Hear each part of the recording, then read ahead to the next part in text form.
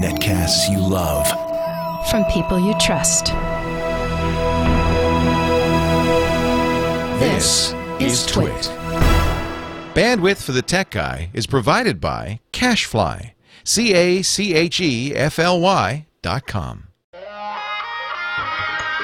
This is the Tech Guy with Leo Laporte podcast. I'm Scott Wilkinson, filling in for Leo. This is the best of episodes 741 and 742, recorded on Saturday and Sunday, February 5th and 6th. Enjoy!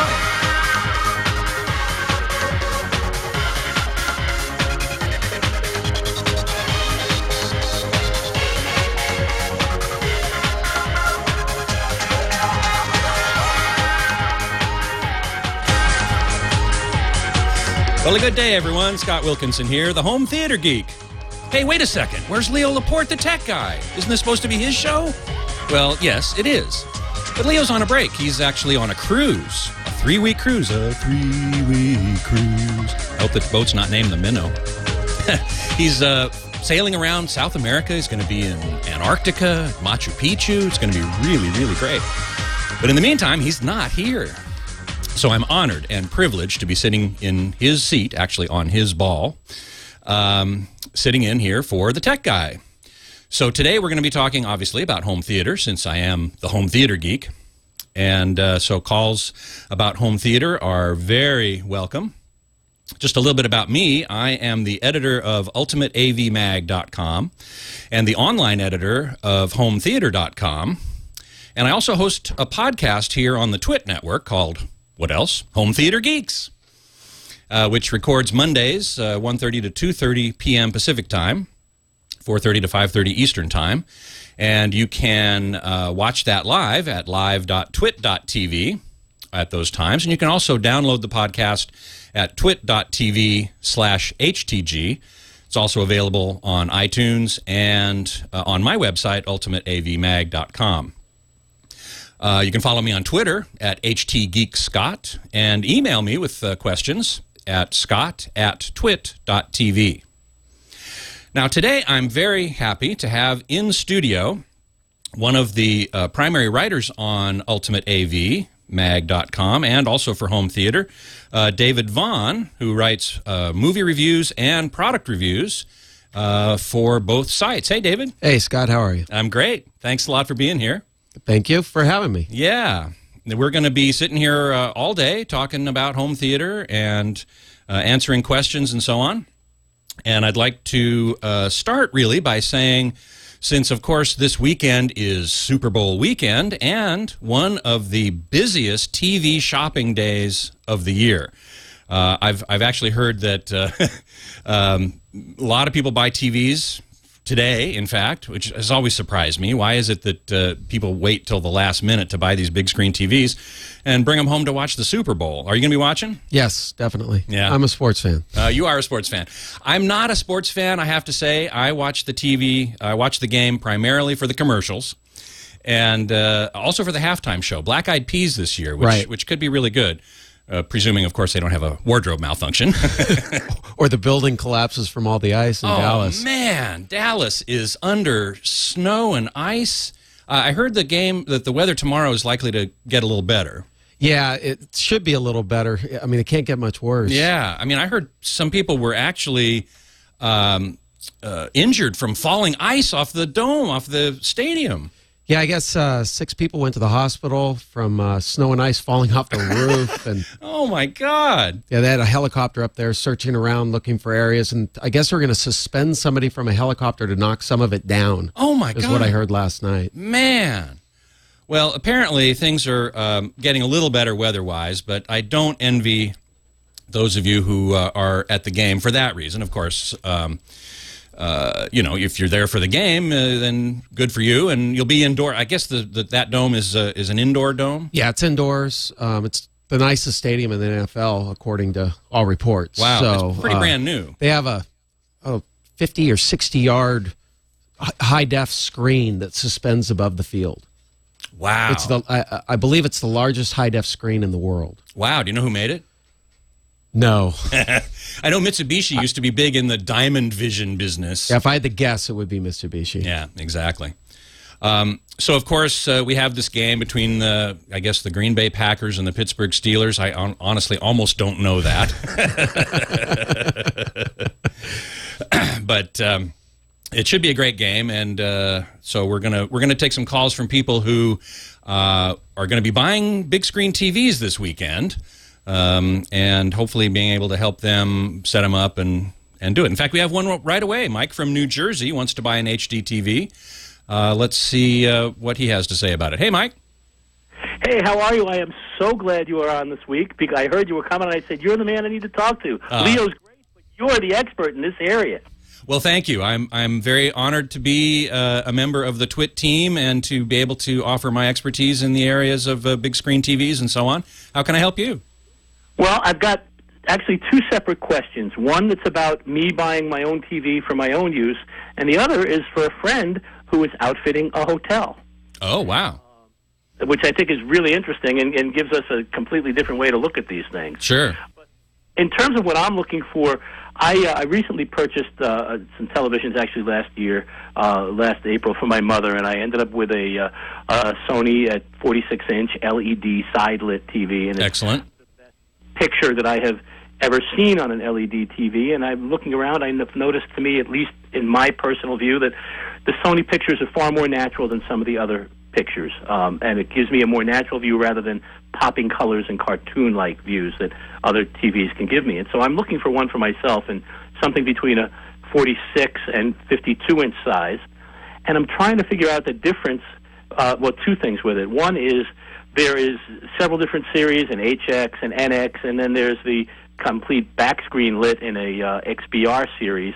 And I think that the best compromise is probably an NX where they call local dimming.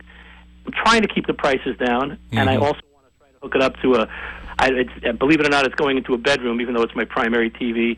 I don't have room for surround sound, and I'm thinking about trying to match it up with some kind of sound bar, and I'm looking for your advice on that, on all of it. Right. Well, you've got a lot of great ideas there already. I certainly prefer LED illuminated LCD TVs, and we should make the point that a lot of companies talk about LED TVs as if it's something different than LCD TVs. It sort of is, but it sort of isn't. You know, it's just the kind of light that's used as opposed to something fluorescent that's using LEDs. Is that correct? Correct. That's exactly correct. And I generally prefer LED illuminated LCD TVs to the conventional fluorescent illuminated LCDs. They look better. The blacks are generally better. Now, edge lit, as you were talking about, you can't necessarily get the deep blacks that you can from a fully backlit LED TV. Now, the fully backlit LED TVs have this thing called local dimming you mentioned, which lets the dark parts of an image look really dark because they can actually dim the LEDs behind that part of the image. And the bright parts of the image look really bright because they can then brighten those LEDs. So it really does make for a very good picture from an LCD TV, but you're right about the fact that it's also very expensive, which is why most manufacturers have even stopped making them altogether, or maybe only make one or two models that are in their super premium line. So you really want, if you want to save some money, side edge lighting is really the way to go. Do you have any LED TVs? No, you're a plasma guy. I have plasma front projectors. So. Yeah, as I am too. And I was thinking about sorry, go ahead. I was actually looking at the Panasonic, but if I remember correctly, you had mentioned that with some of the Panasonics, they are doing an automatic brightening that as they age, and we weren't sure how that was going to look. Yeah, that's a problem we've called the Panasonic black level issue, and the 2009 models and possibly the 2010 models exhibited this problem, but as we found out, we took a TV, one of the Panasonic 2010 models, ran it for like 2,700 hours constantly, and the black level rose maybe a tiny amount. So I don't, and Panasonic has said that they're working on correcting that problem. So I don't think the current models are really going to have that kind of a problem. I generally prefer plasma for a flat panel picture, as I know David does as well. And the reason is the picture looks better, the motion detail is better, black levels are usually better. So that's why I generally prefer plasma. But if you're in a really bright room, and this might particularly pertain to the Super Bowl, you're going to have a problem there. We'll be right back with the Tech Guy Show. I'm Scott Wilkinson. Hey, it's the Tech Guy with Leo Laporte, except it's not with Leo Laporte. It's with me, Scott Wilkinson, the home theater geek. We're taking home theater calls this show, all weekend long, in fact, and the phone number to call is 8888 Ask Leo. But, of course, you'll be asking me, Scott Wilkinson, for this weekend. So just to follow up a little bit on the last call, we were talking about LED, LCD TVs, and plasma, and David Vaughn here and I both prefer plasma for the picture. But in the case of a Super Bowl party, you're going to have a bright room, lots of people. You know, an LED, LCD might not be a bad choice in that case. In fact, where I'm watching the game tomorrow, friends, they have a Samsung LED side-lit LCD. How big? 50-something. 55, 55, probably, yeah.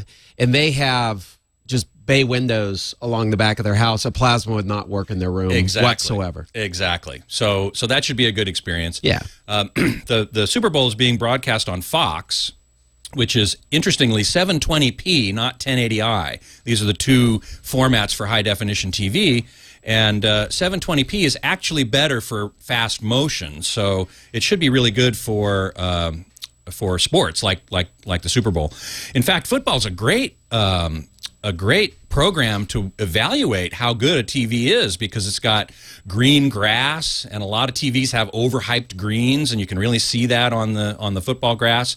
The detail of the audience, the people in the stands, you can see whether or not they're nice and crisp or kind of soft and fuzzy. So it's really actually a good thing to watch on an Hdtv. And don't forget the cheerleaders, although I don't think either of these teams have cheerleaders. Yeah, well, they're always fun to watch when they're there. Yes. But, this is the halftime show, as we said. Black Eyed Peas should be really good. Yeah, definitely.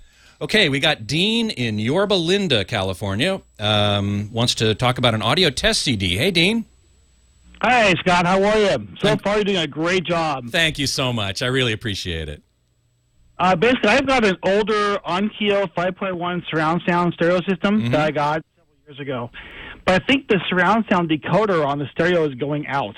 Uh-oh. We noticed that we watch some DVDs, the surround sound sounds great. We watch other CDs or DVDs, and the audio sounds horrible. So is there a test CD that I could buy that would run through all of the different surround sound decoders so I could see if it is my stereo going out, or it could be the computer that I'm using, or whatever? That's actually a good question. I don't know of an audio CD that has all the different decoders, or the codecs, we should say. They don't. The CDs and the DVDs don't have, Blu-rays don't have decoders on them, but they have audio encoded in different formats. Right. I know that the Spears and Munsell disc has a couple of things in DTS Master Audio and Dolby True HD, but it's not really an audio test disc. I think Digital Video Essentials HD Basics has a pretty full test suite of audio, but that's more along the lines of making sure that all your channels are hooked up properly and the phase relationships are correct. So that's not exactly what you're looking for either. David, you've looked at the Disney disc, right? The new WOW, it's called, or HD benchmark or something. I forget what it's called exactly. Correct, yeah, the Disney WOW disc. The Disney WOW disc. Does this have soundtracks in the different formats? I don't remember if it does or not. I mean, I know it does have a bunch of audio tests on it, 3 different levels of beginner, intermediate, advanced testing to set up your system. Yeah. They also include a great reference audio and video disc in there that's worth the price. Probably $20-25. Yeah. And it's available as Blu-ray or DVD, which is really good. Yeah, I only have the Blu-ray. I haven't tried the DVD. Are you having problems just with DVDs, or are you using Blu-ray as well? No Blu-ray. I've actually got a Windows CE computer, so most of the time we'll take our DVDs and we'll transfer them to the computer. But I've tried both watching videos that I've transcoded on the computer. I've tried watching straight DVDs without transcoding them. We now have an Xbox, so I put the DVD in the Xbox, same thing. So I'm more determined it's the stereo than it is my components. Have you tried the same disc at different times and gotten different results? I've tried the same disc both on the computer and on the Xbox and got the exact same result. Now, I was going to suggest maybe trying taking notes about, you have a certain, DVDs typically will have Dolby Digital or DTS, what's called DTS Core, the regular DTS. Right. Try each of those soundtracks, and then try, you don't have a Blu-ray player? No, I don't. Yeah, okay. See if it's consistent, that it only happens with DTS or Dolby Digital, or whether it's kind of random and happens sometimes or not, intermittent problem. In which case, well, I'd say in either case, it's probably the receiver. You said it's pretty old, right? Yeah, it's about 5 years old. Well, it should be working, but might be time to upgrade. Right. 5 years is ancient in my house. Yeah, well, you're a equipment reviewer. You have stuff coming in and out of there all the time. Yes. Anyway, so yeah, that sounds like a bit of a problem. I would be systematic about which disc was playing which format, and seeing if there's any relationship between which format you're playing and whether or not you're having the problem. That would be my best suggestion at this time. I was hoping for one CD that had all the different types of audio in there, but oh well. I don't know of one. Maybe at the break I'll look online and see if I can find one, but I sure don't know of one. Sorry about that. No problem. You guys have a great day. Thank you for your time. Thank you so much. Really appreciate the call. We got Alex in Long Beach, who has a problem or a question about HD players. That Hi, Scott. Hi, everybody. Good. Hey, I had an interesting conversation with my Verizon Fios tech guy. I'm upgrading my theater. Well, first time. My pops, I got him a Samsung high def 32-inch. I got a 28-something 1080p high def. So I set everything up, and I was like, wow, the picture doesn't look good. So I called the Verizon guy.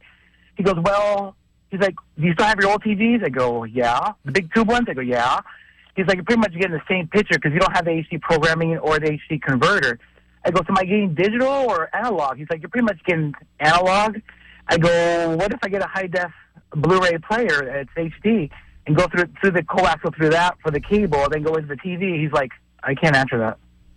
Well, what do you think? That sounds pretty strange to me. Can't imagine feeding HD through a Blu-ray player. Blu-ray players really can't do that. We'll talk a little bit more about that, I think, when we come back. We're coming up on a break pretty soon. Although I guess we're not quite there yet, so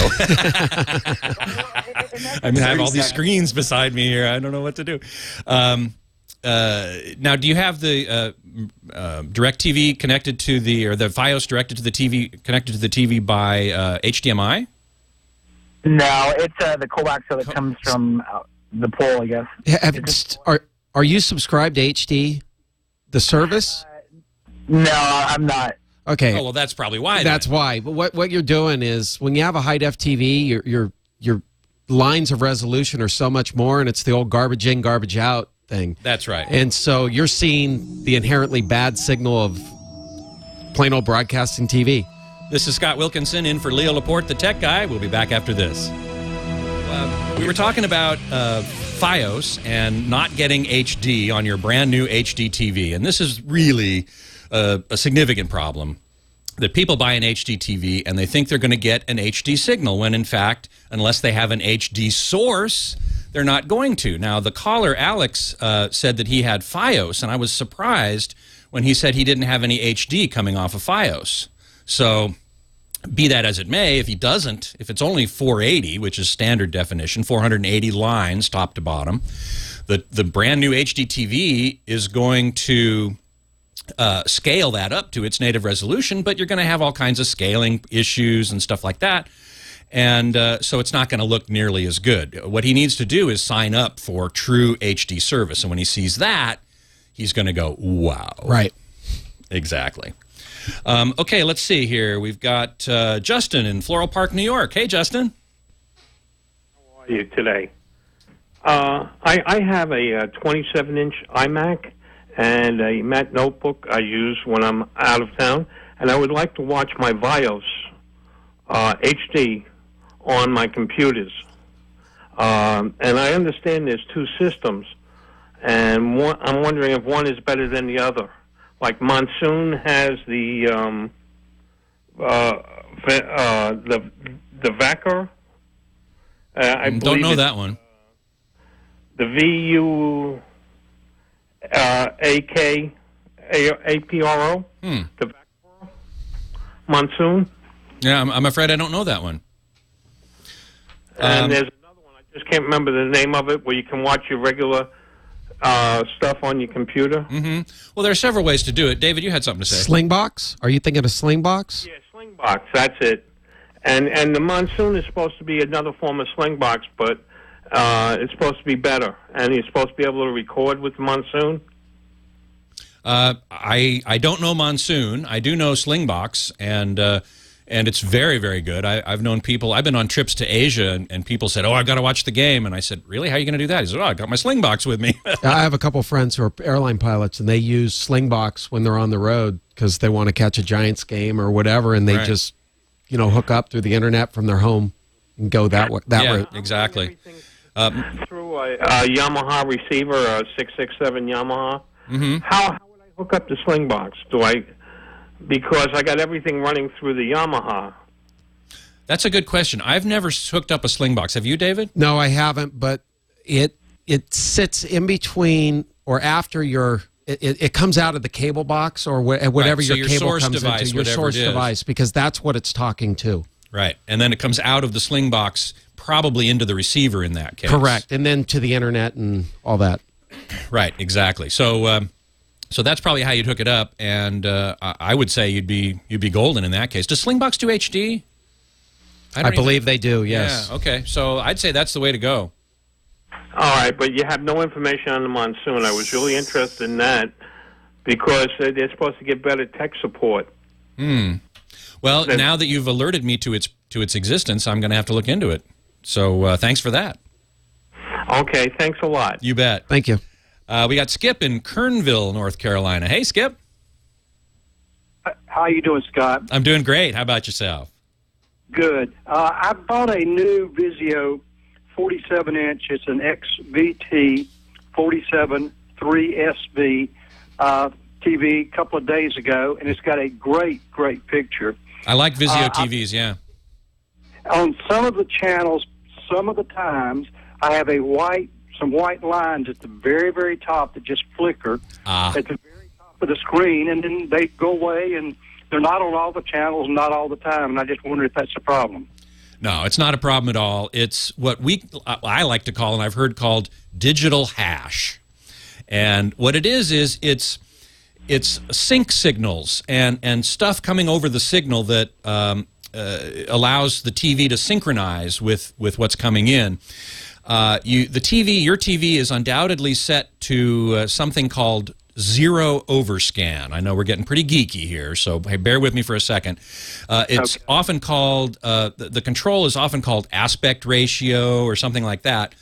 And you just have to set overscan to be, if you're bothered by it, you need to set it to be the picture to be slightly bigger than the screen, and it will get rid of that digital hash. Now, there's a problem with that, and the problem is that it causes what are called scaling artifacts. And so you end up sometimes seeing jaggy lines, a little bit of softness, loss of resolution. So I set my TV to zero overscan and live with that digital hash when it's on there. It's not usually on there with HD channels. In my area anyway. But some SD channels, standard definition channels, it can sometimes be there. And I just live with it because I'd rather see as sharp a picture as I possibly can. There's nothing wrong with your TV. It's just something that happens. Okay, yeah, I see it mostly on standard definition. And exactly. I see it on a high definition, but it's gone after just a second or two.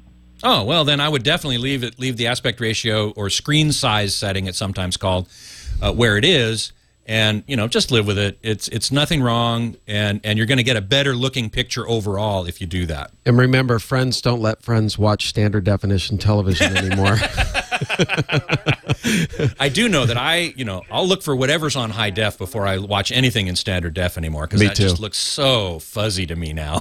Yeah, I use Comcast, and I don't think I ever changed to a channel below 703, right? Which is 700 and up as our high def service. Exactly. Okay. Right. Thank you very much. Did we get it for you? Well, you got it. I appreciate it. Thank you so much. Thank you, Alex. Okay, we got Colin from San Fernando, California, near my hometown of Burbank. How you doing, Colin? Hey, doing good, gentlemen. I've got a desire to hook up my TV or Hdtv in the back of my house. Mm-hmm. About 5 years ago, we had cables run, and they ran 2 coaxial and 2 CAD lines. But, ignorant guy I am, I'm looking at the fact that you need 3 coaxials in order to drive a HD picture. What are my options? Cat 5, you could use the Cat 5 extenders that can convert HDMI to Cat 5 that way if your source components are inside the house. What is your source component? Right. What I was probably going to do is figure out how to run it off my direct or dish TV HD converter. Now, are you running through a receiver or something in your main? Is this your main system or your secondary, like, bedroom system? It'd be a secondary. It's an area off the family room where I put a second TV. So I'd want the same programming on each. I wouldn't see a reason to have different programming. So I was going to try and split or take the signal that's coming into my existing HD TV and bring that to the back. Well, it's a very interesting question. David has a very good idea there about using the Cat 5 that's already there. Certainly a lot easier than running another coaxial or another cable along the way. So I would say that's probably your best idea. Something called an HDMI Balun, which converts the HDMI into Cat 5, and that can run hundreds of feet. HDMI cannot run hundreds of feet. And then another Balun at the other end, convert it back to HDMI. Does your TV in the bedroom, it'll accept HDMI, right? Definitely. And your source device has HDMI out? Definitely. Yeah, so that's what I would do. That would probably be your best bet. And then you could use one of the coax lines. If you want to be able to control the source components, you can put an IR box on that end. Yeah, exactly right. Thanks so much for the call. That was Colin. This is Scott Wilkinson in for Leo Laporte, the tech guy. Leo Laporte, the tech guy, except when it's not. For today, it's me, Scott Wilkinson, the home theater geek. And we're taking calls about home theater. Let's see, who we got here? Mike in Costa Mesa. How you doing, Mike? Mike? How you doing, Scott? Hello. There you are. Hey, welcome to the show. Yeah, there we are. Good, thank you. I've got a Samsung 56-inch DLP that's about 2 years old. Mm-hmm. And I've noticed, like last week, it started to develop a couple little teeny white spots on the screen, and now they're growing daily. Up to about 20. Yeah. So I think I have a resolution to it. They're going to, even though it's out of warranty, there's a known issue, and if you push them and talk to their executive consumer relations center, they'll cover it. Good. Even though my model wasn't one listed. But my question is this common with all DLPs? And since I'm thinking about eventually going to an LED, am I looking at this kind of issue with all technology? Oh, with no. The plasmas? No? No. It sounds like a very uncommon problem to me. It sounds like a defect in your particular TV, so I definitely would try and get it fixed under warranty or whatever arrangement you can make with them. But yeah. That's not a common problem at all. You've never seen that, have you, David? No. The only thing I can say is the DLP rear projection units have been inherently hard on bulbs, and the optical blocks have. Sony had a big problem with optical blocks. I'm not sure about Samsung. Yeah, but Sony wasn't DLP. That was SXRD. Oh, that's right. The SXRD. They had the green blob problem. Yeah, big time. My mom had a Mitsubishi DLP that didn't last 36 months. It was really, really bad. And so she upgraded to a Pioneer Elite Curo. Ah, well. So. If you could get one, that would be the way to go. I have a Pioneer Elite Curo as well, and man, oh man, is that a good picture. Definitely so. Yeah. So yeah, that's what I would do. You're not going to have a problem with that when you upgrade to the 21st century. So there's not such a thing as light-emitting diode TVs, like burning out diodes down the road, and getting the same. Not for 60,000 or 100,000 hours, which is what, 20 years at 8 hours a day or something ridiculous like that. So no, you're not going to have a problem with that. Samsung's coming through on this. I mean, when I did a research on the internet, many people are having this problem. And, really? It's not specific to one thing. They're starting to rise 2 to 3 years into the TV, and they're making good on it. But they're saying it's a DMD chip issue, which they've changed now or something. But anyhow. I'll have an answer for you next week. Very good. I'll look forward to it. Thanks. Thank you. Bye. Just wanted to make sure everyone knows that you can be watching a video stream here if you happen to be near a computer at live.twit.tv, and you can also join a chat room there or at irc.twit.tv. And I'm following the chat room now, and we're getting a lot of great input from the chat room, which Leo calls his brain, and I probably should too. And we got some links to the Monsoon DVR computer TV thing, and quite a few people are kind of poo-pooing it, so might be something to be a little careful about.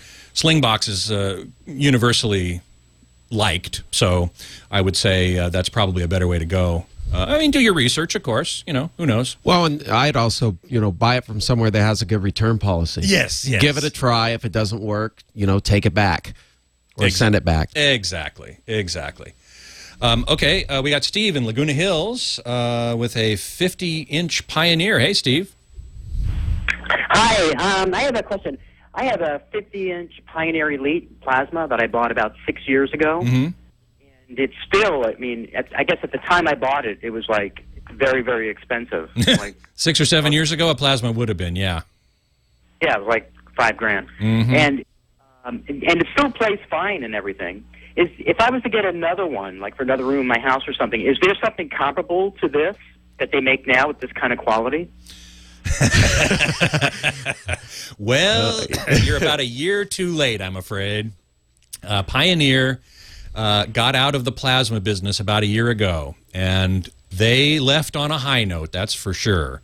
The latest generation of plasma TVs was, in my opinion, the best flat panel picture you could buy. Ever. Yeah.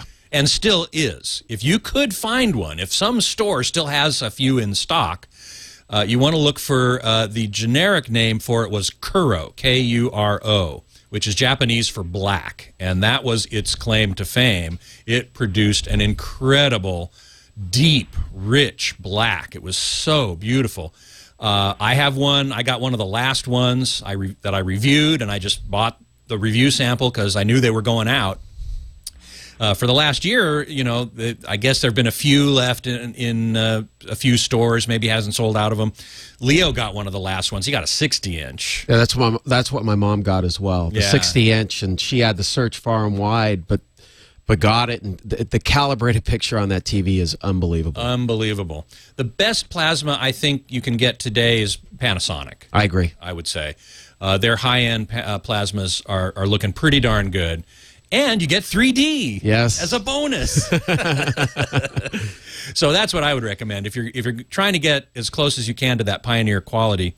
And the one you have isn't a Kuro because it's too old. But nonetheless, that's probably going to be the way to go. In fact, I was just doing research for a friend of mine who's looking to get a non-3D version, and you can get a G25 50-inch on Amazon for under $1,100. Really? Which is a screaming deal. That is a screaming deal. I mean, it's a great value. Yeah, absolutely. That's a great value for your dollar. Yeah, exactly right. Hey, listen, Sorry? I have now, though, is it? I'm sorry? Will it be as good as the picture that I have now? I would say so. I would as well, because Pioneer went a long way in the 6-7 years from your TV. They kept improving. Yeah. And I would put the Pioneer probably 24 months behind the Panasonic about 24 months behind where the Pioneer is, their last one. Right. So you'll get an improved picture. So I would say go for it. Yeah, absolutely. And we've got Mike from Jacksonville, Florida on the line right now. Hey, Mike. How are you doing today? I'm doing just fine. How about yourself? Oh, doing just great. trying to stay dry. I appreciate you taking my call. Oh, man. I feel for all you folks back east in the eastern half of the country, man. Wow. I wish I could ship my weather out to you because we're looking outside at gorgeous weather. How can I help you? I swapped from Comcast cable, which is the cable out of the wall, into the TV to, I guess, like AT&T Uverse, where you come through a box and you can record like 4 channels or 4 shows at one time. Mm-hmm. I used to record the VCR tape. Now I can record to this box, but I can't put it on any media where I can take it with me. Do you know of anything I can do to transfer the disc to play in a truck? I've been thinking about this for a long time. There used to be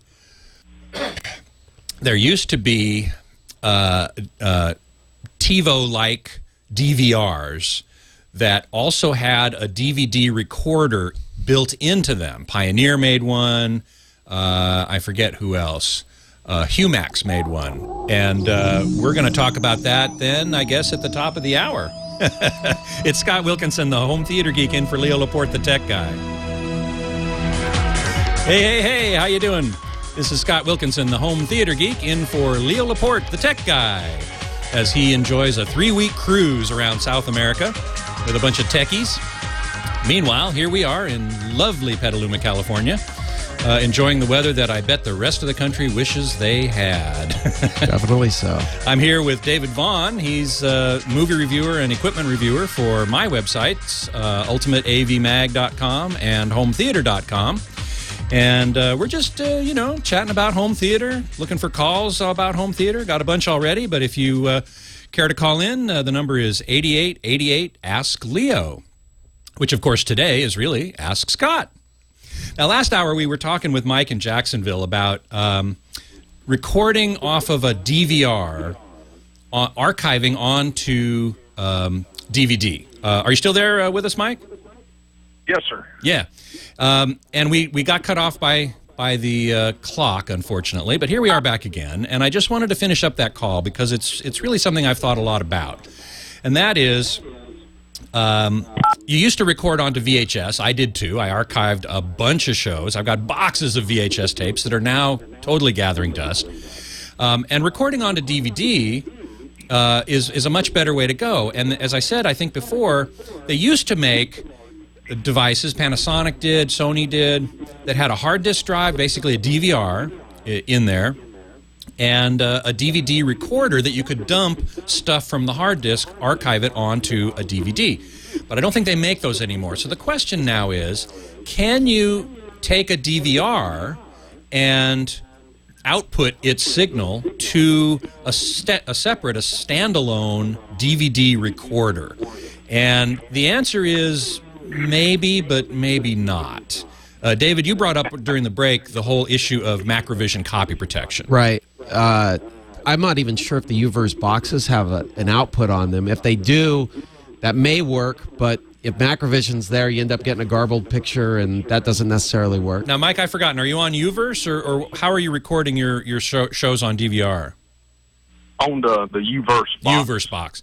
Do you know whether or not the Uverse box has any kind of video and audio output on it? No, I don't. Now, the customer service rep told my wife people have tried.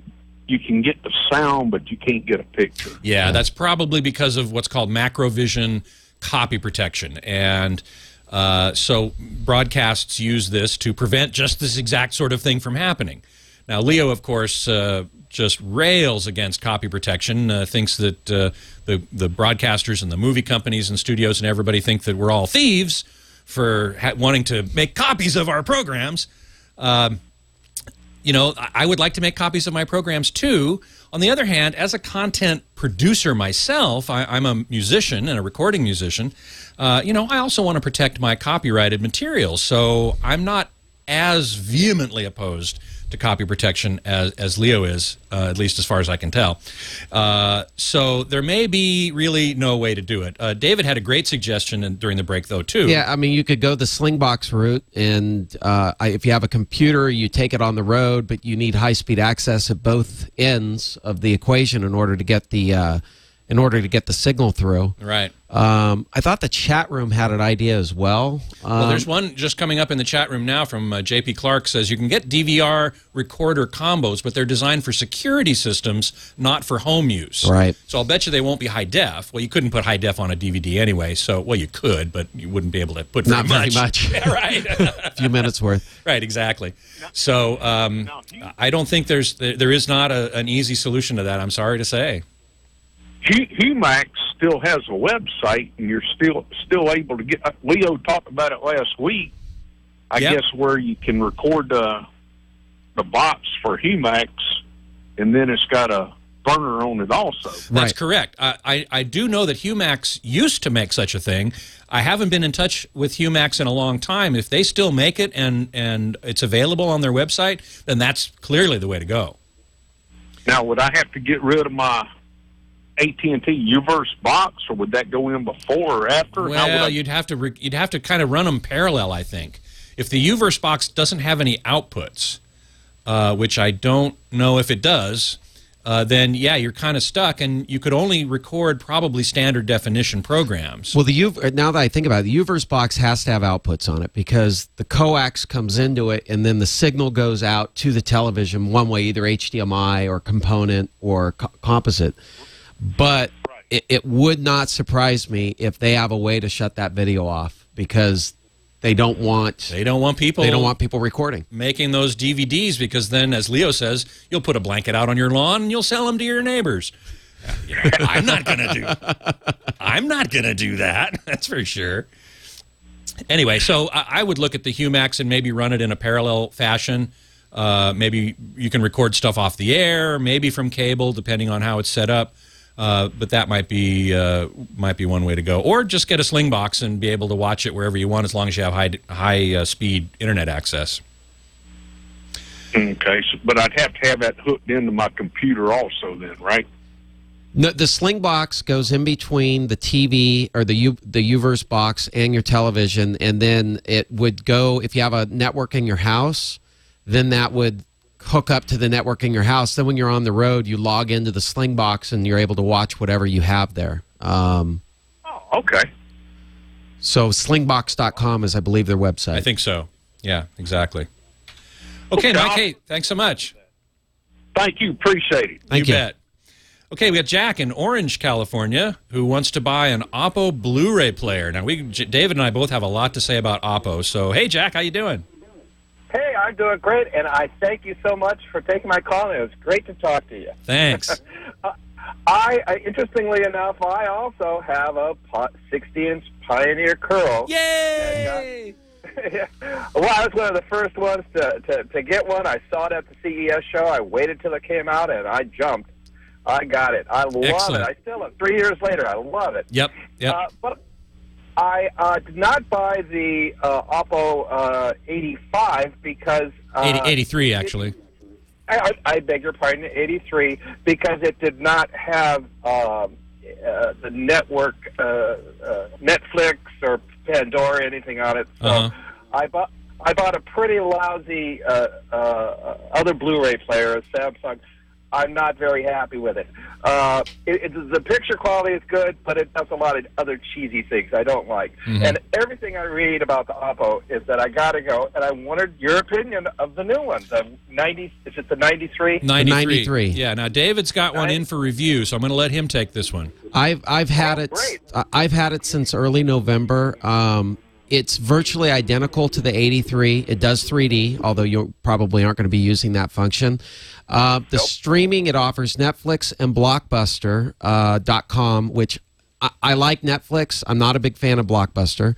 The Netflix interface, though, is the rudimentary interface, and you can only get stereo audio. So you won't get 5.1 audio from your Netflix feed. that may change. There's nobody can confirm or deny this, but there's rumors that Sony PS3 has an exclusive on that right now. But the interface on the PS3 is starting to roll out to, or will start to roll out to other devices with search functions and all that. Right now on the Oppo, you have to have a computer in order to add things to your queue. Quality-wise, it's fine. The player as a Blu-ray player is phenomenal. Does it load pretty fast? Load times are on par with the 83, which were very good, rivaled the PS3. I highly recommend the player. You know, there are other players that are cheaper that are almost as good, but the one thing about Oppo is if there's a problem disc with copy protection that we were talking about before, they will generally have a fix out within 48 hours. Exactly. Very good. I'm going to order one. Thank you, guys. Thanks, Jack. Thanks. This is Scott Wilkinson, the home theater geek, in for Leo Laporte, the tech guy. Hey, it's Scott Wilkinson here, the home theater geek, in for Leo Laporte, the tech guy. And before the end of the show, I promised myself I would blow the vuvuzela at least once, so here it is.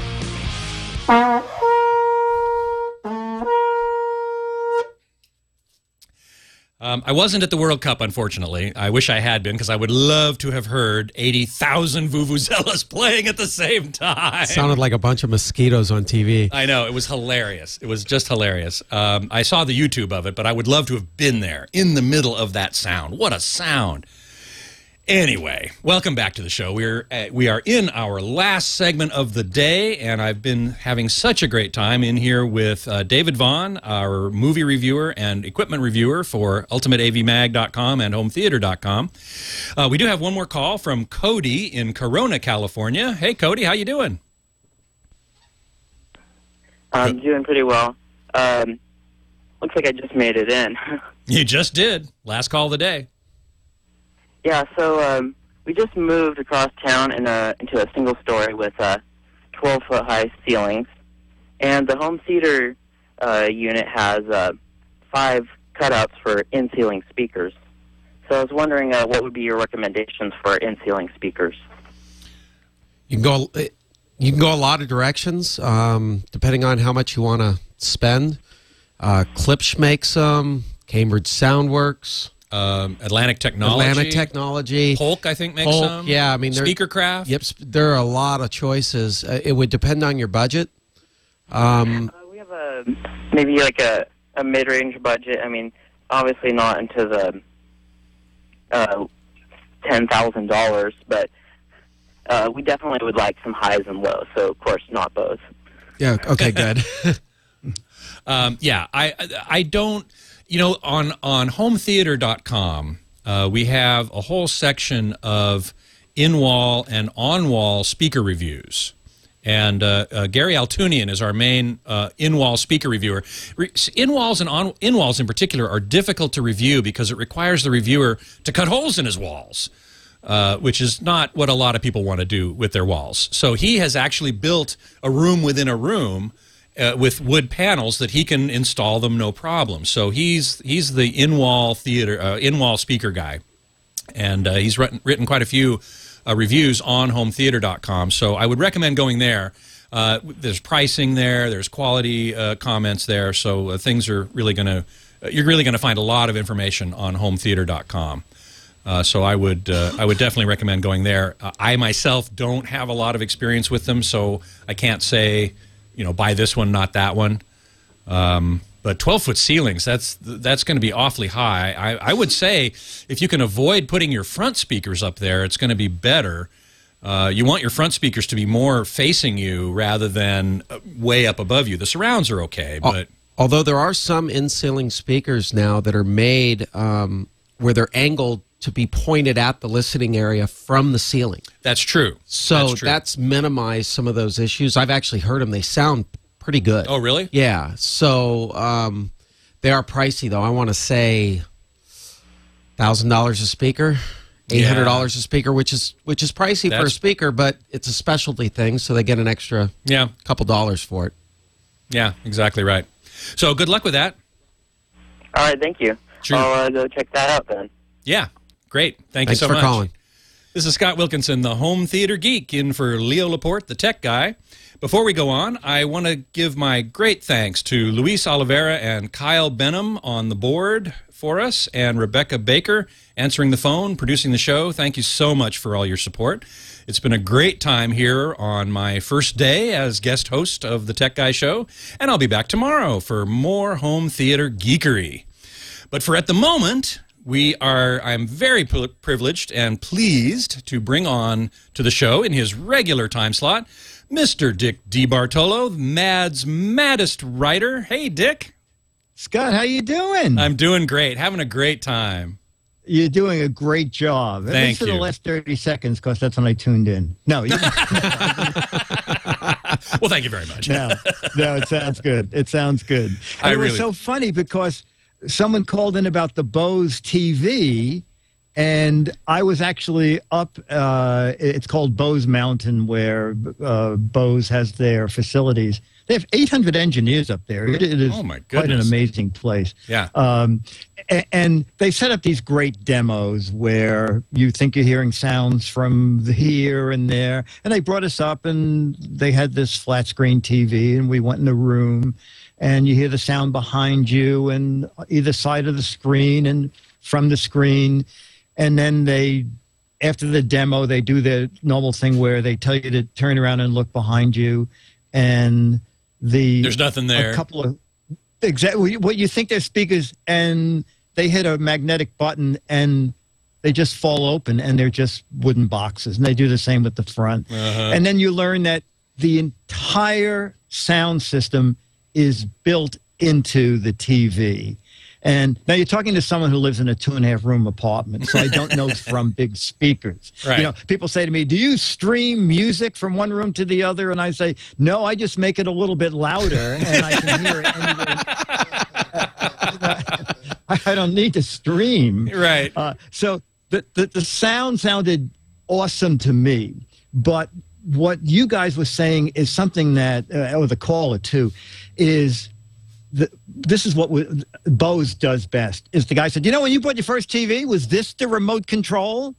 On, off, channel up, channel down. And now this is your current TV. And he brings out a remote with 97 buttons on it. Right. And they say, now this is the remote that comes with the Bose TV. It's back to those 4 buttons with a little pad. And the pad...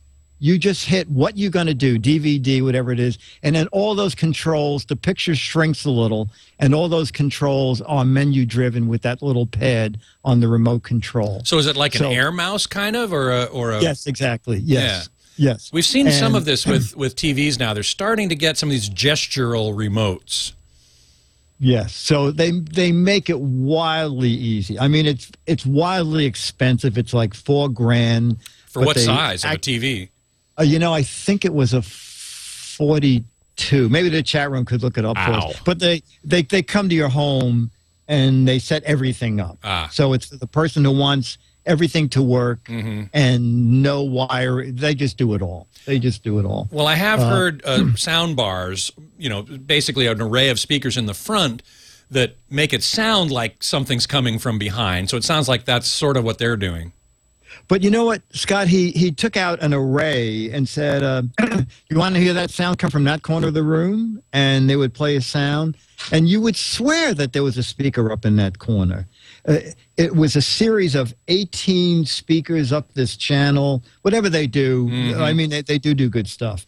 And like you, I also go everywhere with their Quiet Comfort 15s. Those are You just got amazing. the new ones.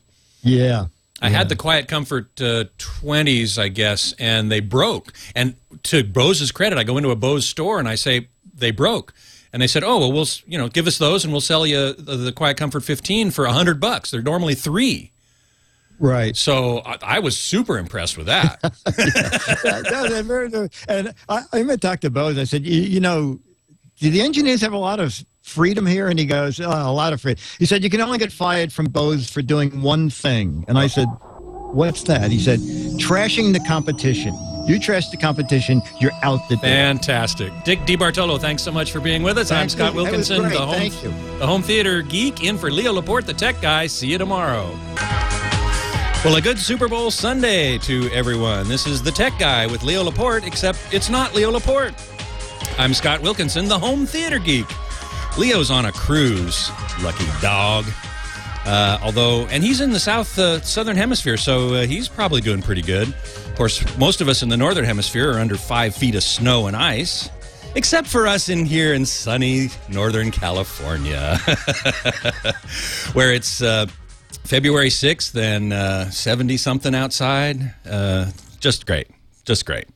Welcome to the show. Really appreciate you being here. As I said, I am Scott Wilkinson, the home theater geek, and so these shows are going to all be about home theater, which is my favorite subject, one of them anyway. And if you have a question about home theater, certainly about the big game and what to do with your big screen TV that you just pulled home yesterday or today even, you can give us a call at 888-88-ASK-LEO. That's 888-827-5536. But before we do that, I want to ask you, have you got your big screen TV set up? Did you go out yesterday and buy one, bring it home and put it in your home theater? Are you having a big party? It's going to be a fun day for football fans, that's for sure. Just want to make a couple of points before we get started here about that. If you're in a big room, lots of lights, lots of people, lots of partying going on, you want that TV to be pretty bright. An LCD would generally work better under those conditions than a plasma.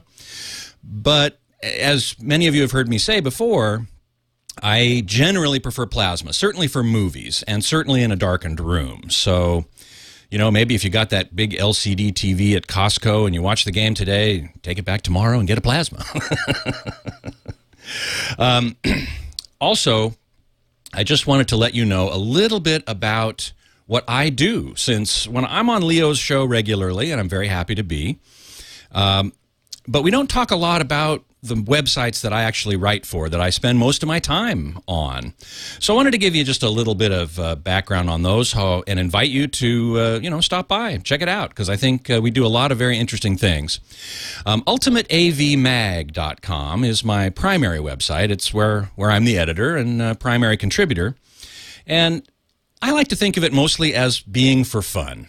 You know, I profile products with extreme performance, design, and or price. And these products are not for everyone, you know, because not very many of us can afford them. I can't afford them typically.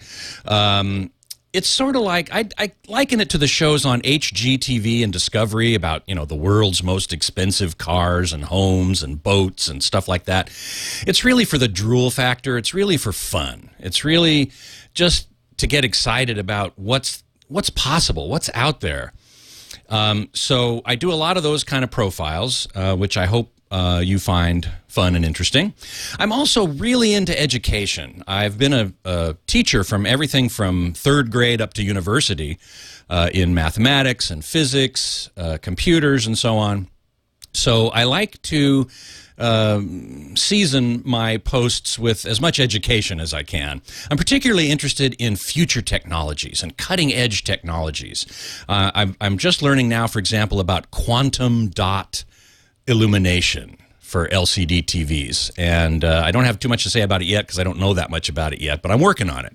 And I'm going to be writing about it because it's way cool.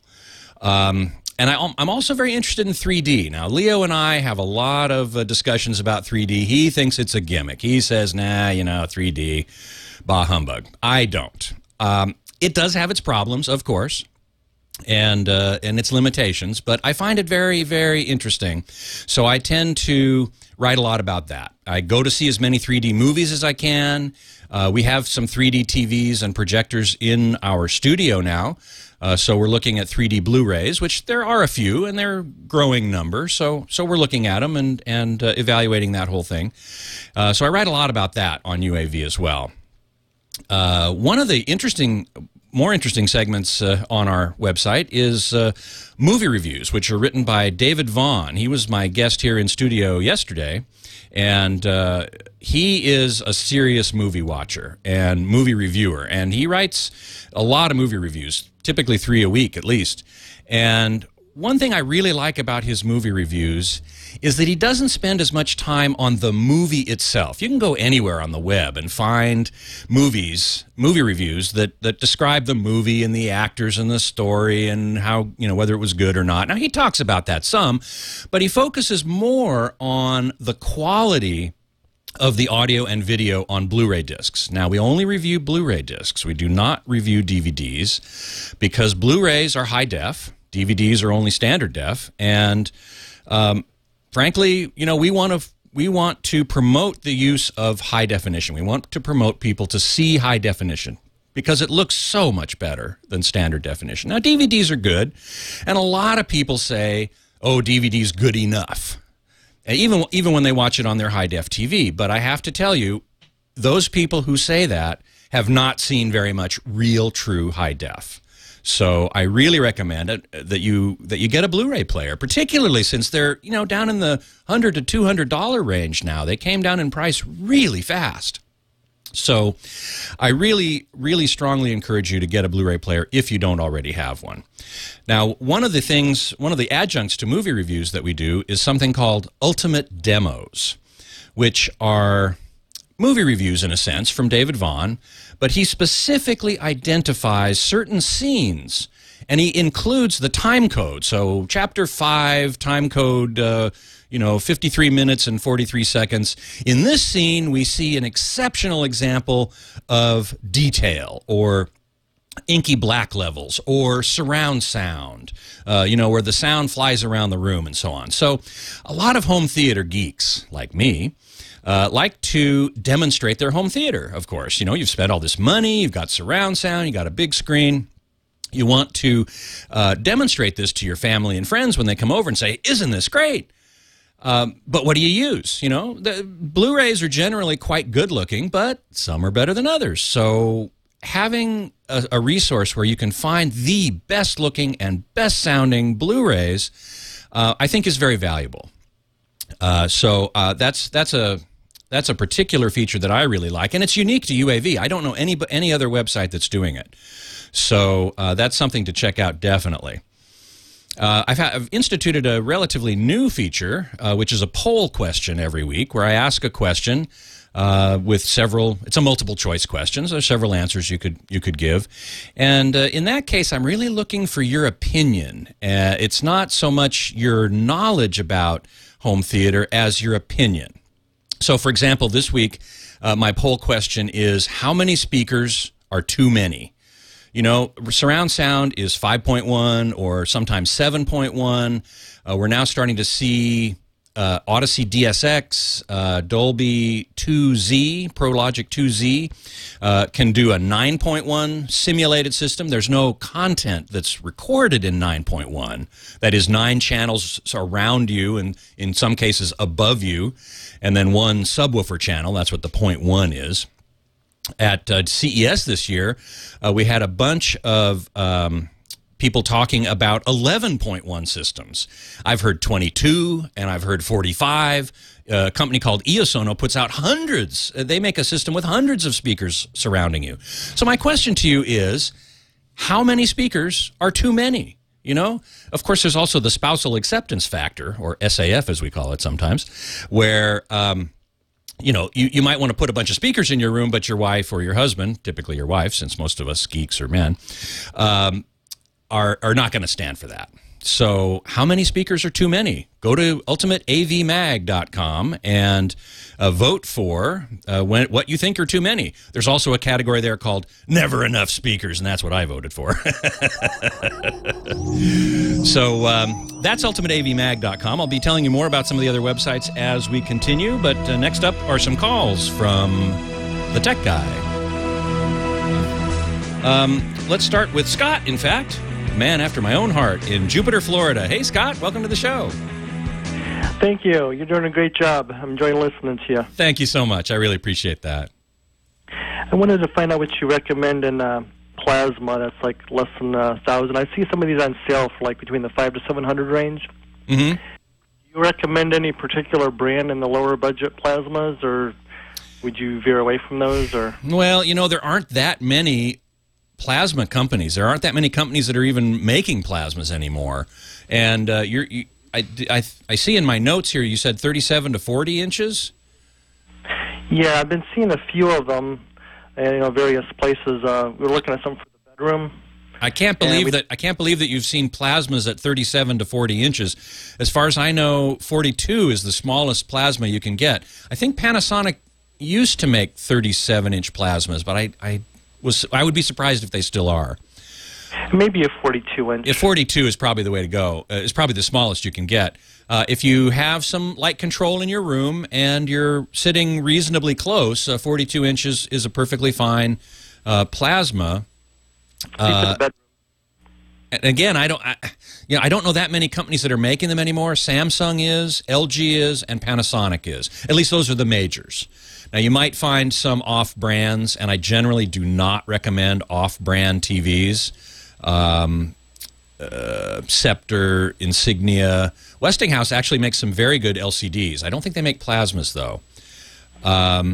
But generally, I would stay away from anything other than Panasonic, LG, or Samsung. And Panasonic is generally my first recommendation for plasma. Panasonic, okay. Yeah, exactly. I haven't been too crazy with the LGs lately for the LCD. LG LCDs are excellent. The last few we've done in the studio for review have been wonderful. So I can highly recommend those. If you get one of those, and generally with LCDs, I've said it before and I'll say it again, LED illumination is much preferred over fluorescent, what is called CCFL, cold cathode fluorescent.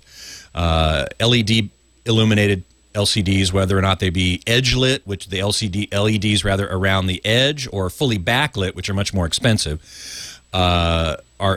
generally produce a much better picture than fluorescent backlit LCDs. So that's what I recommend. And if you can find a Panasonic in the $500 to $700 range, I'd say go for it. Absolutely. Okay, and is there a problem with the burn-ins like there used to be with the plasmas? No. And do they last longer? Yes. Because this will be on quite often. Yeah, they last a lot longer than they used to. The burn-in problem is not nearly the problem it used to be in the early days of plasma. A lot of plasmas, most of them I think, also have what's called a screen wipe function, which you go into the menu and you pick it, and it either displays a full white image on the screen, or it might display like a moving bar that tries to kind of wipe out any image retention. And there's a difference between image retention and burn-in. Image retention is temporary, and it may be there for a little while if you've had the same image up on the screen for a while, or the channel bug, the little bug in the lower corner of the screen. But when you change channels, after a while, that typically goes away. Another thing to do to get rid of image retention, which is temporary, is just to display a full screen, high definition signal, and that generally gets rid of it. Burn-in really only occurs when you have the same image on the screen for days and weeks at a time. These are in some professional installations when this can become a problem, but I'd say no, it's not really a problem these days for most users. Okay, well, thank you. My pleasure. Okay, we got Hubert in Jacksonville, Florida, who has a question that I don't quite understand. Hey, Hubert, how you doing? I'm pretty good.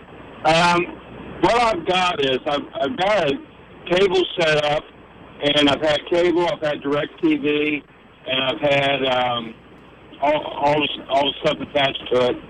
And I got AT&T Universe now, and I'm trying to go without being attached to cable. In other words, I want to connect myself to an antenna, and we're trying to find some way to have digital recording without being attached to cable or phone line.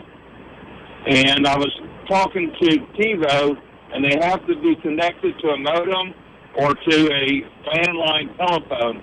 And I went wireless with everything with Verizon. And now, wait a second.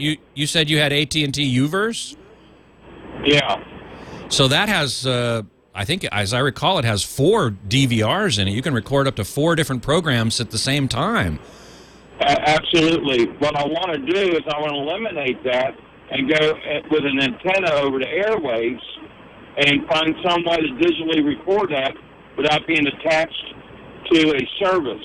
Well, I don't think there's really much of a way to do that. You could probably do that with your computer. There are DVR programs on computers, and I'm not that familiar with them, I'm afraid, that would let you do that recording. However, even those, I bet, need to be connected to the internet, as TiVo does. You could do this with TiVo as well, over the air. That's how I record over the air, is with a TiVo Series 3. TiVo is now up to Series 4, but they have to be connected to either the phone line or the internet or something like that in order to get their electronic program guide, or EPG, which tells the machine, what's going to be on each channel, so that you can go in and pick what you want to record, and it knows when to record it. Without some sort of connection to the outside world, it's not going to know that, and so that's going to be more of a problem. What would be another way to record television shows other than like the old VHS system? Well, on a DVR, that records to hard disk, and you play it back. It's far better than VHS. It's a lot better quality. You can instantly access things and skip over commercials easier. Panasonic you have to be attached to an outside source, and I'm trying to eliminate that. Well, Panasonic for a while sold DVD recorders that recorded onto a format called DVD-RAM, which is different than DVD-R or RW, which is write once or write many times. DVD-RAM was good for as sort of a poor man's DVR. So you could if Panasonic still makes that, and I'm not 100% sure they do, if you go on their website, you'll be able to see if they make a DVD-RAM recorder with an over-the-air tuner built in, which they used to, certainly, then that would be one way to do it. You still have to program it by saying, record on Saturday from 8 to 9 p.m. on this channel. You wouldn't be able to automatically pick a channel to do that. That's absolutely fine. I would like to find a DVR that would do that. I wouldn't have to be reliable on an outside source like TiVo does. Right. Well, that would be one way to do it. And perhaps the chat room might have some other ideas, too. So I'm going to consult them at the break, which is coming up here pretty soon, to see if they have any other ideas. So stay on listening on your station there, or wherever you're listening in Jacksonville, and try and stay warm. This is Scott Wilkinson, the home theater geek, in for Leo Laporte, the tech guy. Let's see. We had a couple of things in the chat room from the last call, which was that TiVo doesn't really need... You can program things manually with TiVo, yes, but you need to... TiVo needs to know you're connected because they charge you a monthly subscription fee, and that may be why Hubert in Jacksonville didn't want to be connected. Somebody else in the chat room sent me a link to the Toshiba... DR570 DVD recorder with built-in tuner. So that would do it too. You would record your programs onto DVD discs. Now, DVD recordable blanks aren't cheap, and they only hold a couple hours more if you record in low quality. And this is only standard definition as well. So it's a partial solution, but it's not entirely the right thing to do. There are a number of things one could do, but really, TiVo is so... I think the issue is one of scheduling. If it's so much easier to just point to a program and say, I want to record that, and the machine knows when it is and what channel it is and how long it is, instead of having to do it manually. Now, Hubert was willing to do that manually, and so, hopefully he can find a Panasonic or this Toshiba thing.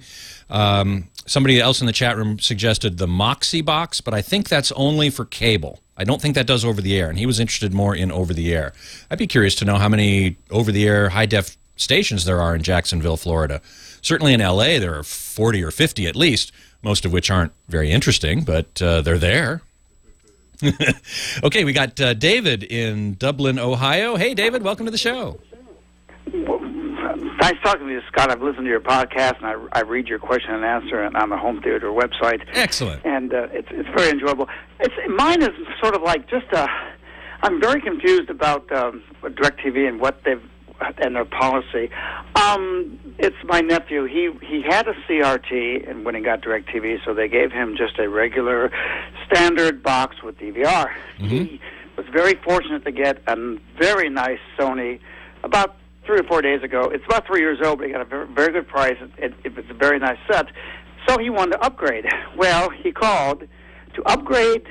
To get the HD DVR is $199. Holy smokes! Yes, I know. And I have cable. I've got Time Warner cable here in the Columbus, Ohio area. And they just if they don't give you a box, which is almost universal, so if you upgrade to HD, you can just use the same box. You can just swap one out. He was very frustrated. He talked to about 8 people at DirecTV. Got the same answer. I mean, I've even read it on their website. It's in black and white. $199 for a HD DVR and $99 for just a regular HD upgrade. Now, so, does your son live in your house? Can he just? No, it's my nephew, and he has his own. Yeah, and no, he has his own house. So what he's done, he's going to just bite the bullet, pay the termination fee, and tomorrow he's switching to Dish Network. And I guess Dish Network has a less expensive alternative for him there. Well, they'll give him the DVR. I know. I think he is paying less, but he will be delivered an HD box. Now, when he first got the DirecTV, I'm not sure whether or not the HD box was offered. He doesn't remember. But to me, it seems so counterproductive that when you sign up for a service, you might just have a regular old CRT. Down the road, get a high def TV. Why? To me, it seems exorbitant amount of money. I don't know why the upgrade wouldn't be for free or at least be nominal. I agree. It's the same thing as printers and ink. You can get printers for almost free, but then you're buying ink for the life of the printer. Similarly, with a digital box, a satellite box. The box shouldn't cost that much. It's hardware. It's hard disks. My friend I'm staying with here up in Northern California got a terabyte hard disk, for $50 or $60. That shouldn't cost very much, and then they get you with the subscription fee.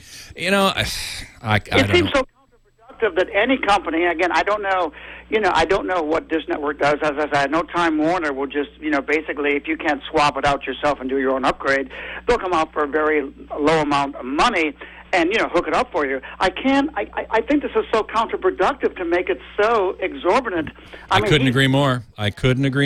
They're shooting themselves in the foot, if you ask me. But, absolutely. It's DirecTV. They have their business model. They're doing what they're doing. I personally have Dish Network as opposed to DirecTV, and I have found it to be wonderful. Okay, well, thank you very much. My pleasure. Thanks so much for calling. Okay, we got Mike in Maine. Hey, Mike, how you doing? I'm doing good. How are you? I'm doing great, thanks. I hope you're staying warm. Doing my best, and I got to tell you, listening to you is just super. I'm so glad you're on the air this week. Thank you. Started talking a little bit about my question yesterday, but I was hoping you could follow up. Sure. Because you talked about local dimming in backlit LED televisions. And Sony now makes some side-lit LED TVs with local dimming, and I'm wondering how that works, or if that's local dimming, and what that's all about. I'm also curious a little bit. I just took your poll about speakers, and I'm curious about sound bars, which is a compromise. Yes. Okay. Well, two great questions. I'm not sure that I knew that Sony was making edge-lit, which typically call edge-lit LEDs, with local dimming, what they call local dimming. I know Samsung does this. I know Sony does for sure as well. It's the NX series. Okay, all right, that's a Sony series, certainly. And it may very well do that, and I just wasn't aware of it. But I know that Samsung does it. And it's not exactly local dimming. Local dimming with backlit LED, I should say LED backlights, where you have an array of LEDs behind the LCD panel, you can darken and lighten them in independent zones so that a dark part of the image, you dim them and it looks darker. And a bright part of the image, you brighten them and it looks brighter. So it expands the contrast ratio in a very nice way. People are trying to do that with edge-lit LCDs, where the LEDs are along the edge of the screen. And as you might imagine, it's much harder to do that way. Samsung does it by Well, they sort of divide the edges into some number of segments, and if there's a bright area in the upper right portion of the screen, they know to brighten the LEDs in the upper right portion and the upper right edge of the screen. And they have diffusers behind the LCD panels that diffuse the light into going through the panels and into your eyes. And it works to some degree, but it really doesn't work, in my opinion, very well compared to true local dimming with LED backlights. So the answer is it kind of works, sort of, but not really. So would one notice a difference between local dimming and in an edge lit and just a high-quality edge lit? You would see some difference. Yeah, you do see something. It does make some improvement, but it's not 100%. It's nowhere near as good as LED backlighting. So that's what I would certainly recommend. Now, tell me again your second question.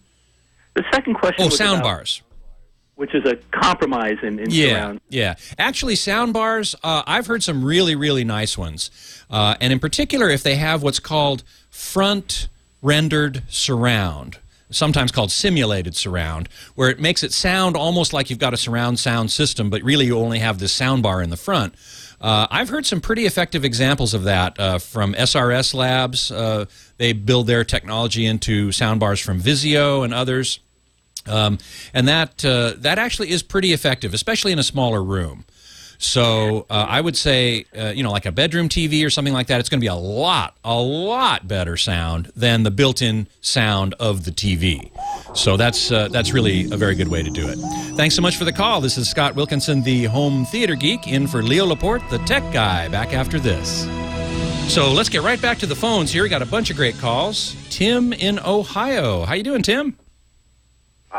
I'm doing pretty good. How are you doing, Scott? I'm doing great. I'm having a wonderful time, and the weather outside my window is gorgeous. How about you?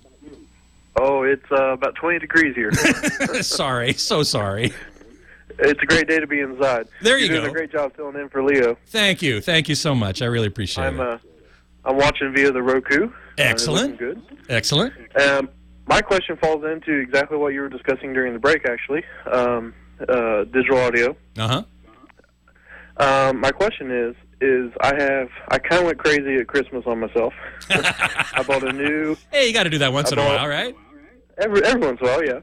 So I got a Mitsubishi 60-inch DLP. Nice. I got a Pioneer Elite home theater receiver. Excellent. And a Pioneer Elite Blu-ray player. Uh-huh. Very good. And the Roku X DS. Uh-huh. Oh, good. Excellent. My question is there any advantage to running the HDMIs through the receiver rather than straight to the TV if I use the digital coaxial audio from the TV to the receiver? Yes, there definitely is. We were talking about this off the air, as you said, in the break. Right. And there's definitely an advantage to running the HDMI through the AV receiver. And the advantage is that with the Blu-ray player in particular, you will get...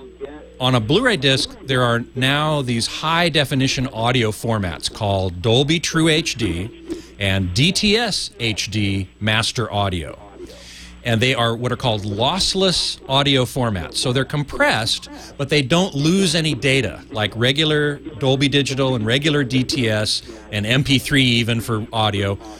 Those are what are called lossy compression formats, and they throw away a bunch of the audio data in the assumption and the theory that you're not going to hear it anyway, so why do you need to transport it? You can lower the bandwidth requirements by throwing a bunch of that data away, which is good in theory, but, those of us who are real geeks, we want all our data. We don't want to lose any of that data.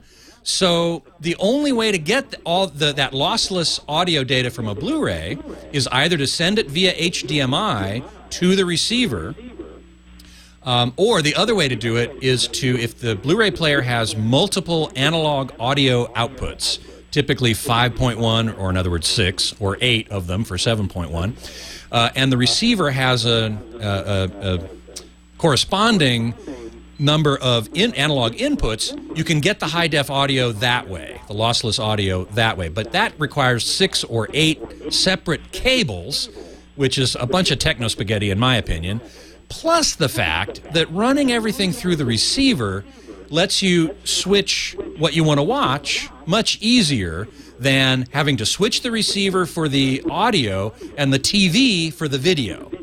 You're not losing anything typically with running the HDMI through the receiver in terms of audio. Now, I will tell you this. There are some receivers, the Pioneer is not one of them, you'll be glad to hear, that actually degrade the video to some degree. In particular, it does what's called clipping above white and below black. Now, that's a little geeky. The TV system represents white, represents the dynamic range from black to white in 8 bits, right? So 8 computer bits, otherwise known as a byte. And black is defined as 16, not 0. And white is defined as 235, not 255, which it would be, which 8 bits can represent. So in general, you don't care if you don't see below black. You do want to see it in order to set up the TV, but you don't need to see it for content. But you do want to see above white because snow scenes, white shirts, stuff like that often contain information in the area we call above white. So if you're sending HDMI through the receiver and it clips above white, you're missing something on the video side. Now, fortunately, the Pioneer does not do that, and we test for that in all of our receiver reviews on hometheater.com.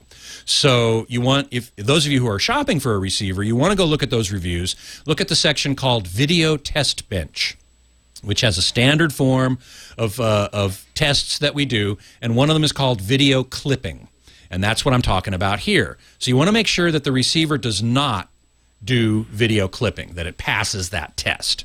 The Pioneer, I'm virtually certain, does. All the Pioneers I've tested do. They pass that above white and below black just fine. So I would say in your case, absolutely pass the HDMI through the receiver. Okay. I was just... That was... Oh, whoa! Sorry we lost him. But that was kind of a long-winded answer to that question, but it contained a lot of useful information that I hope you will take to heart. So here's George in my hometown of Burbank, California. Hey, George, how you doing? I'm doing good. How are you? I'm great, thank you. I've been waiting a long time for this show to talk to you. Well, glad you made it on. How can I help you? Well, I'm putting together a new room with a big screen TV, and my kids play a lot of games. And I've noticed on some of the older non-plasma screens, there's a lag between the input of the game so it actually comes on the screen. Now, I'm not talking about, you talk about plasmas having a better picture for sports and such like that. But there's a processing time it takes between when the HDMI signal enters the TV till it comes out and it's displayed on the screen. Now, have you seen that on a plasma or an LCD? Well, this is what I'm trying to. I have an LCD and I have it real bad, but it was the first generation of 1080p, so it's rather old. And I know now we're going up to 240 megahertz. 240 hertz, yeah. On the, yeah, 240 hertz. And we're going up to 600 on the plasmas. But if you're a gamer, and even though the screen response time is fast, but the processing time behind the scenes is slow, you kind of get smoked in the games, if you know what I mean. Yeah, I do know exactly what you mean. And I was wondering if you still stand behind the plasmas to fix that, to remedy that problem? I do. Or maybe some of the faster 240s. Well, I do stand behind plasma. I think that the screen time, the screen response is faster on a plasma regardless of the technology of LCD. So it should work better on games. Now, I have to tell you, I'm not a gamer, so I don't have a lot of direct experience with playing games on either technology. I will say that the 240 hertz and 120 hertz LCDs are certainly better at screen response. But you're right. The lag, the delay between the signal coming into the TV and the actual display of the TV has to do with the video processor, and that could be good or bad on either LCD or plasma. Now, you said one thing that I want to mention real quickly here, 120 hertz, 240 hertz LCDs, 600 hertz plasmas. All I want to say about that is that's being used as marketing hype to say, oh, plasma's better at 600 hertz. Well, we're talking apples and oranges there. They're specified in the same way with the same units, that is frequency, hertz. But they really are describing two different things, and it's a little too technical to get into right now, and I don't have very much time until the next break. But I will say, don't be fooled by thinking that 600 hertz is obviously better than 120 or 240. Yeah. It's just, they're different things. Yeah, it still comes out to be closer to like 150 because a quarter of that, the refresh and the way the screen is processed. But yeah, my whole thing is the processor time because, like even though the screen refreshes quickly. Yep, it's really a problem. Scott Wilkinson here, the home theater geek, in for Leo Laporte, the tech guy. All this weekend, we're talking home theater and having a grand time doing it. Let's see. Coming up next is Don from Arizona with a question that I don't quite yet understand. I'm sure I will momentarily. Hey, Don, how you doing? Hey, what's going on, Scott? I got it's a 2002 Sony KDF 70XBR. It's a 70-inch. Oh, nice TV. LCD TV. Okay, It's an old one, though, 2002. I traded 2 bicycles for it. I'm serious. Okay, cool. Instead of the green blob, I got the blue. Okay, so you got the blue blob problem. Now, the green blob problem came from Sony rear projection TVs, which they don't make anymore. Here you've got an LCD TV. Describe it a little more completely for me. Okay, it's supposed to be an LCD, a rear projection LCD. So probably it might be a rear, or it might be an LED backlit. How old is it? I've forgotten now. It's a 2002. Yeah, I remember seeing that at the Sony line show. It might have been one of the first LED backlit LCDs. Right. Now, my problem is I already found an optical block for it, but the LED doesn't have an LED panel on it. And if it does, I got blue pixels that are staying on. Could that be caused from that blue malfunction of the optical block? Will that be fixed when I replace the block? Oh, you're talking about the circuit board in the TV. No, okay, let me ask you. The panel itself, is it LCD? What you yes, watch? It's certainly LCD, yes. Okay, now there's a pixel has green, red, blue, and yellow, right? Only red, green, and blue. Sharp is the only LCD TV that has yellow, what are called sub-pixels. Sony does not have that, so they're only red, green, and blue. Okay, well, the blue pixels on the area of the screen that's got the blue blob looking are staying lit. Yeah, that's a defect. Turn off. One of the members of the chat room is saying no 70-inch LCD from 2002. You sure it's a 70-inch LCD? Yeah, it's a KDF 70XBR 950. Huh. It sounds like a defect to me. So you're going to have a tech look at it, I'm afraid. And carting a 70-inch LCD TV into a shop or something, that's not going to be fun. Well, I work at it. I'm just thinking, is that blue part of that screen, is that I think that's what's making the blue pixels. I'm sorry. Tell me that that model number again. I'm getting some information in the chat room that might dispute that it's an LCD. 70X. I'm sorry. Start again, please. K as in cat, K as in kid, D as in dog, F as in Frank, 70X, B as in boy, R950. Okay, KDF is probably a rear projector. How deep is it? It's only about 1.5 feet, maybe. Okay, so it is a rear projector. It's not an LCD. My mistake. I apologize. It is a rear projector, yeah, it's not a blue blob, not a green blob problem. It's a blue blob problem. It still sounds like a defect to me. It's probably LCD rear projection rather than SXRD. Thanks to the chat room for helping me remember all the way back to 2002. But yeah, that sounds like a defect. Given that it's a rear projector and it's that old, and believe me, that's old these days. I remember when TVs used to last 15, 20, 25 years. They are not designed to do that these days, and I'm sorry to say that, but it's the truth of the matter. You know, so it may be that it's given up the ghost. You might be able to get it fixed, but it might be more expensive than it's worth. So I would say the optical block for $300. Sorry? So I can get it fixed very cheap.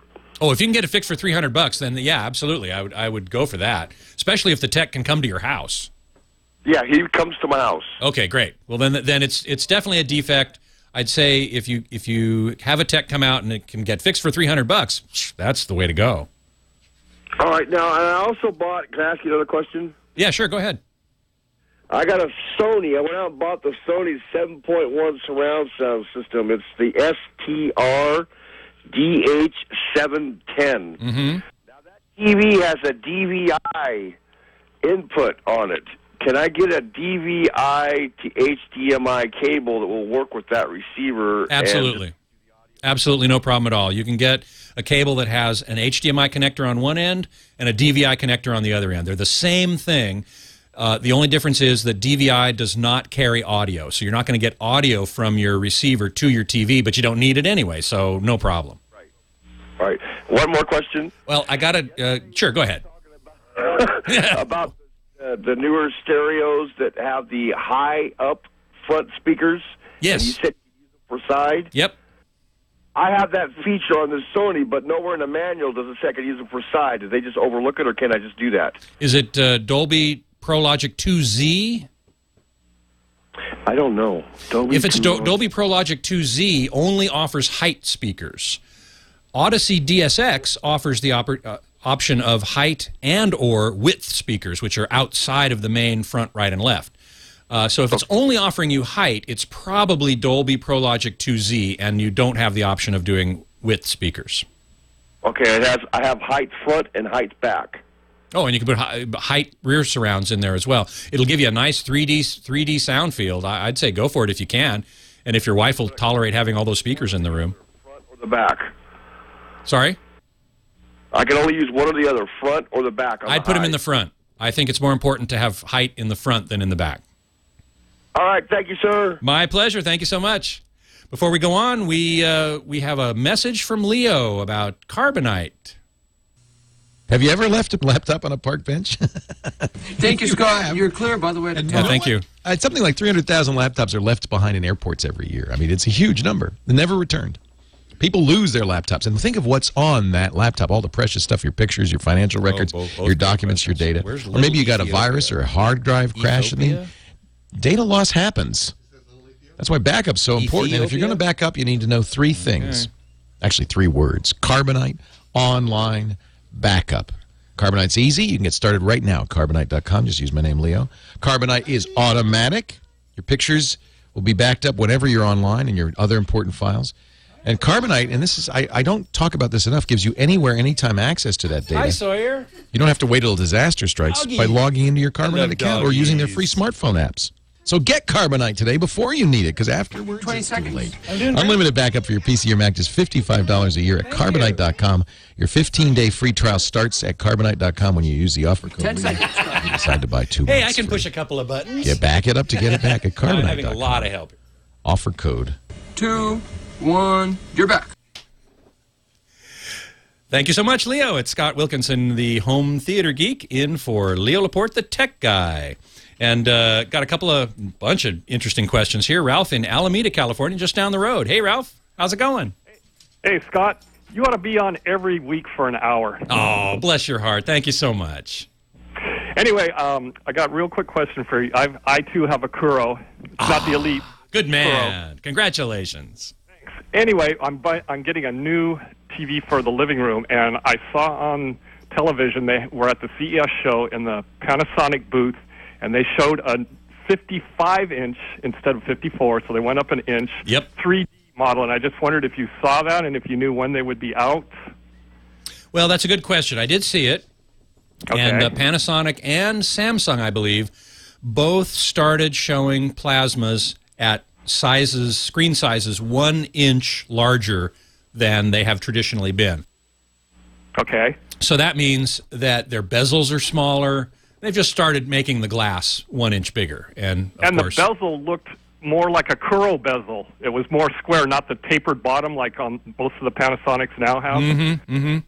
I think those Panasonic TVs, the ones that they showed at CES, are great. I would have no trouble recommending them. Not quite yet up to Kuro standards, but Panasonic is getting there inch by inch, year by year. So I think it's certainly a good buy. As to when we'll see them, boy, that's a hard one. At CES, they show stuff, and then it sometimes doesn't come out till the fall. So, you know, it depends. I don't know. They rarely announce release dates. And I'm also wondering if you saw any, because this is going to be hung on the wall in my living room, and I wonder if they make a Blu-ray player that mounts vertically on the wall that you could put behind the TV? Absolutely. Well, behind the TV, I'm not so sure. Samsung makes a couple of Blu-ray players that you can mount on the wall. So they're sort of designer items. Scott Wilkinson here, the home theater geek, in for Leo Laporte, the tech guy. Hey, it's Scott Wilkinson, the home theater geek, in for Leo Laporte, the tech guy. It's our last segment of the weekend, and I'm getting very sad. I've enjoyed this so much. I thank John and Alex here in the studio for helping me out. They've been my arms, many more arms than I can possibly do. Luis Oliveira on the board's been great. Jason King screening your calls. And I've just had a wonderful time, and I thank everyone in the chat room for all your support. It's been just fabulous. I'm going to take another call or two, so let's go to Ted in Ontario, Canada. Hey, Ted. Hey, Scott. I love the HTG podcast. I've been listening to it for a while. Thank you so much. I've been holding off on Hdtv because at work, I work for a theater chain, and I deal with Sony 4K units up to very 60 nice. feet diagonal. So it's like I can't compare at home with that. So why No, bother? you sure can't. But my wife convinced me to finally go out and get a flat-screen TV to replace the rear projection we had. It's a Sony Bravia, an EX710. Nice TV. And one of it's so far has been a great TV, but so far we're only watching analog cable. Haven't got the digital upgrade yet. But a lot of the shows which are broadcast in a 16:9 letterbox, I figured that if we played with the quote-unquote wide button on the Sony remote, which zooms it out so that theoretically you're cropping off the letterbox top and bottom and fitting the picture to the screen. That can work, yes. It should work. It should. But, and have you tried it? Yeah, but we're noticing that it's cropping on the top and bottom. And it's like, are the broadcasters not actually doing 16:9 with the analog stuff? Or They may not be. With the analog stuff, very often they're now getting quite a bit of content that is in that 16:9 aspect ratio, but they have to fit that within a 4:3 window, which is their broadcast window. So you're getting basically black bars on all four sides of the image, and the image is pretty darn small. So I've run into this problem too, and there's really not too much you can do about it. You can play with that wide control. Other TVs call it a screen size or aspect ratio or aspect or picture size. There are all kinds of different names for it. And, you know, you can zoom it out, and maybe it'll look right, or maybe there'll be some stuff cropped off. It all depends on what the station is sending you. So I say get that digital upgrade as soon as you can, because you'll really notice a big difference. Okay. And the other thing that I'm looking at doing is throwing up an antenna to get high def over the air. Mm-hmm. One of my favorite ways to do it. Well, the thing that I'm wondering is, to keep everything simple for the rest of the family, is there a way to, like it used to be that you could use a modulator and insert other channels into the cable stream? Is it a case that I'm just going to have to use a good old coax switch that if you want to watch over the air, you flip it here. If you want to watch cable, you flip it there? Yeah, that's one way to do it. You could get something like this Channel Master that we've been talking about today. that has both over-the-air and cable tuners. The problem there is that over-the-air and cable use different types of tuners. Over-the-air uses what's called ATSC tuner, and cable uses what's called QAM, QAM, which is Quadrature Amplitude Multiplexing, I believe is what that stands for. And I believe in this TV the tuner does have both. Ah, well, then, if it has, does it have two RF inputs, two RF jacks that you would screw in a cable to it? Unfortunately, it only has one. Only has one, right? Okay. Well, then you might need to get an RF switcher and then switch back and forth. I've done that before. It's not that bad. It's not great, but it's not that bad. Now, the switch in the TV on the setup menu when you're first setting it up, it says, are you hooking it up to an antenna or to cable? Mm-hmm. Thing that you would also have to then... That's a good question. Now, it may then, under those conditions, switch to its ATSC or QAM tuner. I can't imagine that the RF input wouldn't have access to both. That's a very good question. I don't know the answer to that. I figured it was probably more for on the analog side, being that the channel alignment frequency-wise is different for over-the-air as it is on cable. Well, true, but again, it's also a different means of sending the information over the wire, as it were. So I would say just go do some experimentation, but definitely get an antenna, and a rooftop antenna. We've been talking about antennas some too. Rooftop antenna is going to do a lot better than any indoor antenna. I've done a lot of work with several different indoor antennas. None of them have worked very good, but I have my rooftop antenna works great. What is the typical range for rooftop? Oh, line of sight. But, if you line of sight can be 50 miles. So I should be able to pick up Buffalo across Lake Ontario. Sure. Miles. As long as it's line of sight, you should have no trouble at all. And I thought that we were done with rotors. I like my rotor. Hey, I'm sure I can find a few at garage sales to give me a better picture, because from what I hear, the air is much better than over cable or satellite. Yeah, exactly right. Hey, thanks for the call, Ted. Thanks, Scott. Hey, listen, we're coming up to the last few minutes of the show, and I want to thank you again for your kind attention.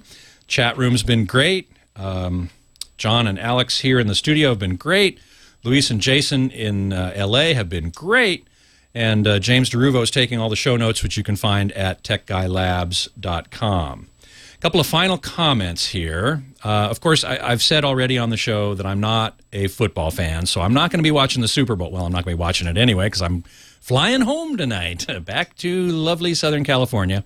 But if I were, I would be mostly watching for the commercials. They're always so hilarious and really great, and they cost $3 million each for the advertisers to put in the Super Bowl. So don't use that time to go get a beer. Bring a couple of them into the room with you. Sit and watch those commercials.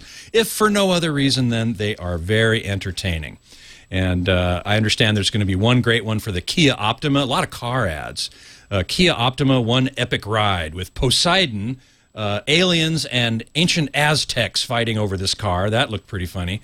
A little kid in a Darth Vader costume trying to use the Force. Really awesome.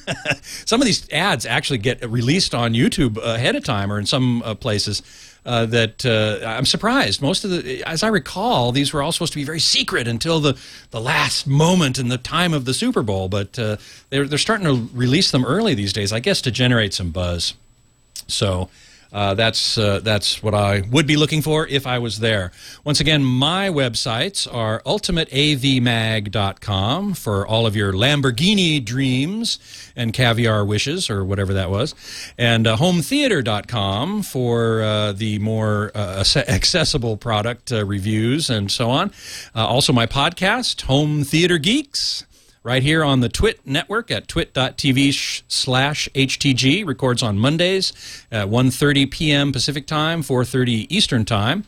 And whenever I'm on Leo Leo's show regularly Sundays at 11:30 a.m. Pacific Time.